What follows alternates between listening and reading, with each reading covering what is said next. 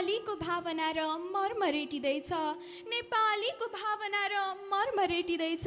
आज भोलि डलरसँग धर्म बेचिँदैछ, आज भोलि डलरसँग धर्म बेचिँदैछ।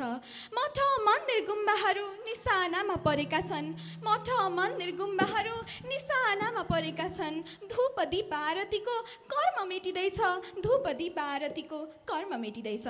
धन्यवाद कार्यक्रमका सञ्चालकज्यू। यस गरिमामय सभाका सभाध्यक्ष महोदय, प्रमुख अतिथि, विशिष्ट अतिथि, हातमा न्यायको तराजु, कापी र कलम लिई निष्पक्ष निर्णय गर्न बस्नुभएका निर्णायक मण्डलज्यूहरू, प्रतिस्पर्धी तथा अप्रतिस्पर्धी मित्रहरू, यहाँ उपस्थित सम्पूर्ण महानुभावहरूमा म श्री नमुना अवश्य माध्यमिक विद्यालयको कक्षा 9 मा अध्ययनरत छात्रा सजता गिरीको तर्फबाट स्वीकार्नुहोस् विद्याङ्गत नमस्कार। आज हुन गइरहेको यस वक्तृत्व कला प्रतियोगितामा सहभागी हुनु पाउँदा अत्यन्तै हर्षित महसुस गर्दै अब आयोजकप्रति हार्दिक कृतज्ञता व्यक्त गर्दै ढिला नगरी म आफ्नो वक्तृत्वतर्फ प्रवेश गर्नका लागि अनुमति चाहन्छु। आजको पुस्तामा एउटा नयाँ सोच पलाएको छ। धर्म भनेको रूढी हो, संस्कृति भनेको पुरातन बन्धन हो। हामी प्रविधिमा रमाउँछौँ तर आफ्नै जरा भुलिरहेका छौँ। मोबाइलको स्क्रिन हामीलाई पश्चिमी संस्कार देखाउँछ तर आफ्नै आँगनमा गुन्जिरहेको वैदिक मन्त्र हामीले सुनिँदैन। सनातन संस्कृति भन्ने बित्तिकै कतिपय अनुहारमा उपहासको मुस्कान देखिन्छ, मानौ यो केवल पूजापाठ र परम्पराको बोझ हो। तर के साँच्चै सनातन संस्कृति यति हो त? के केवल धर्मका नाममा देखिने परम्परागत झल्को मात्रै हो? धर्मो रक्षति रक्षित, अर्थात् जसले धर्मको रक्षा गर्छ उसैलाई धर्मले रक्षा गर्छ। तर सनातन संस्कृति यो शब्द केवल कुनै विशेष धर्मको पहिचान होइन। सनातन भन्नाले सधैँ रहने, शाश्वत र समयभन्दा परको अस्तित्व जनाइन्छ।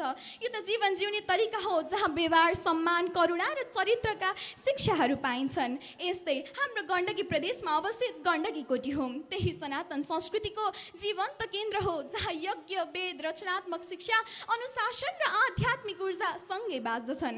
वैदिक सनातन धर्मको अनुसरणले हाम्रो जीवन सफल र सार्थक बन्छ। यसै तथ्यलाई युरोपका विद्वान पण्डितहरूले पनि स्वीकार गरेका छन्। तर विडम्बना सभाध्यक्ष महोदय, आज हाम्रो देश नेपालमा आधुनिकताको छायामा हाम्रा संस्कृतिहरू ओझेलमा परेका छन्। कतै संस्कारलाई कट्टरताको रूपमा बुझ्ने गरिएको छ, कतै धर्म र संस्कृतिको नाममा राजनीति गरिएको छ।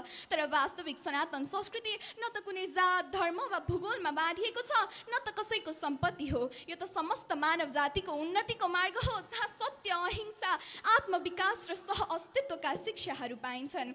महोदय, हाम्रो देश नेपालमा आज विभिन्न किसिमका विभाजन देखिन्छन्, जातको नाममा, धर्मको नाममा अनि विचारको नाममा। तर वास्तविक सनातन संस्कृति त भन्छ वसुधैव कुटुम्बकम, संसार नै एउटा परिवार हो। हामीलाई एकताको पाठ पढाउने यही सनातन संस्कृति आज आफ्नो विचारधाराको झोला बोकेर हिँड्नेहरूको भिडमा हराउँदैछ।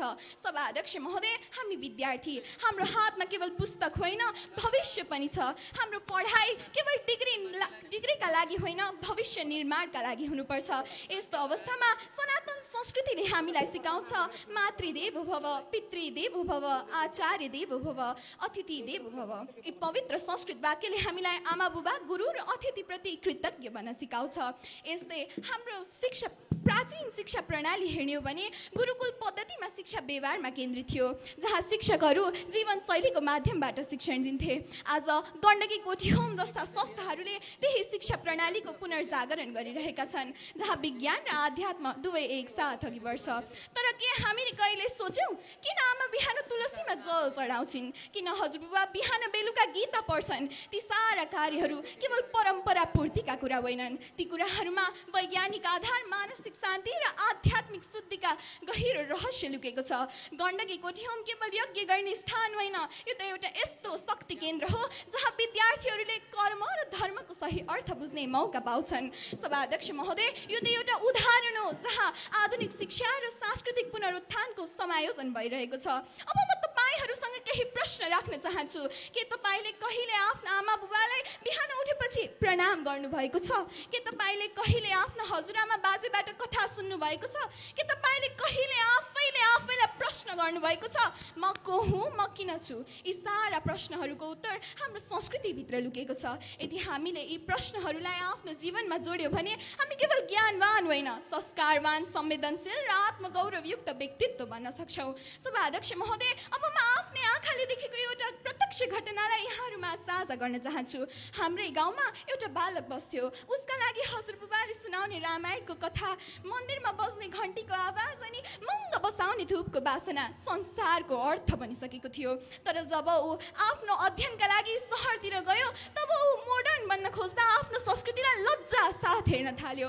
अनि त्यही महँग बसाउने धूपको बासना अहिले त छिछि गनाउने भयो। अनि त्यही सुनिराखु जस्तो मन्दिरको घन्टीको आवाज अहिले कानमा बिजाउने भयो अनि डर लाग्ने भयो। तर सभाध्यक्ष महोदय, जब उसले आफ्नै हातले आफ्नी आमाको अन्तिम संस्कार गर्नु पर्यो तब उसले बल्ल बुझ्यो जुन संस्कृतिबाट ऊ टाढा भागिरहेको थियो त्यसै संस्कृतिले उसलाई आँसु पुछ्ने भाषा सिकाएको रहेछ।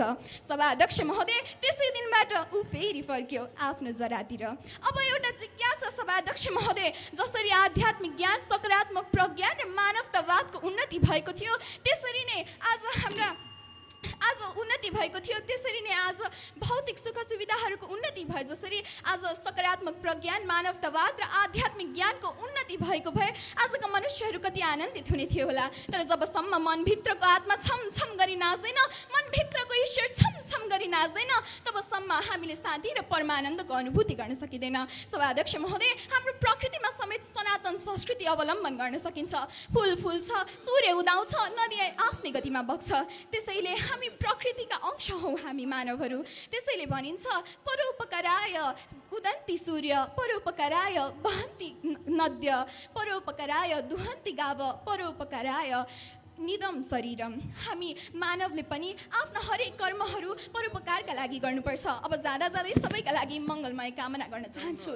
सर्वे भवन्तु सुखिनः, सर्वे सन्तु निरामय, सर्वे भद्राणि पश्यन्तु मा कश्चित् दुःख भाग भवेत्। हस्त धन्यवाद।